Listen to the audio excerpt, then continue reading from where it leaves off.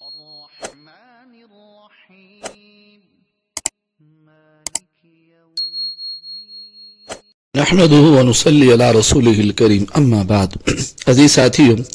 حضور اقدس صلی اللہ علیہ وآلہ وسلم کا ارشاد ہے اعلاء السنن کے اندر 2541 ہے، اور بھی بہت ساری احادیث کے اندر یہ حدیث مروی ہے، من صام رمضان ثم اتبعه ستا من شوال فذاک صیام الدہر، کہ جو آدمی رمضان کے روزے رکھے اور اس کے بعد شوال میں 6 روزے رکھ لے تو فرمایا وہ ایسے ہی گویا کہ اس نے پورا سال روزے رکھے۔ عزیز ساتھیو، رمضان کے روزے ظاہر ہم رکھتے ہیں، اب شوال کا جب مہینہ آتا ہے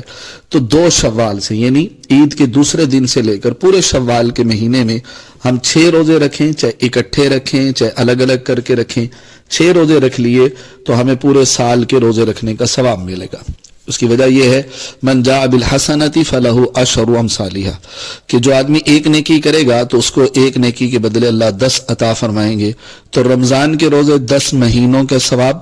کے برابر ہو گئے، اور یہ 6 روزے 2 ماہ کے روزوں کے برابر ثواب ہو گیا۔ تو اس طرح سے جو ہے وہ پورے سال کے روزوں کا ثواب بن جاتا ہے۔ اللہ رب العزت ہم سب کو رکھنے کی توفیق نصیب فرمائے، اور یہ مستحب ہیں، رکھیں تو ثواب ہیں، نہ رکھیں تو گناہ نہیں، اسی لیے اگر کوئی نہ رکھے تو اس کو ڈانٹنا نہیں۔ ظاہر ہے کہ بسا اوقات عورتوں نے رمضان کے پورا مہینہ وہ روزہ نہیں رکھ سکتے، ان کے کچھ ایام آتے ہیں، تو ان کے لیے بھی ایک یہ ترتیب بن جاتی ہے کہ وہ جو رہ گئے ہیں روزے تو وہ ان کو یہاں پر رکھ سکتی ہیں، ٹھیک ہے، لیکن وہ شوال کے کاؤنٹ نہیں ہوں گے، وہ شوال کے علاوہ ہوں گے، یعنی رمضان کی قضا ہوگی، وہ شوال میں شامل نہیں ہوں گے، لیکن ان کا ایک پردہ ایک قسم کا رہ جاتا ہے۔ اللہ رب العزت ہم سب کو جو کہا سنا اس پر عمل کی سعادت نصیب فرمائے۔ والسلام علیکم ورحمۃ اللہ وبرکاتہ۔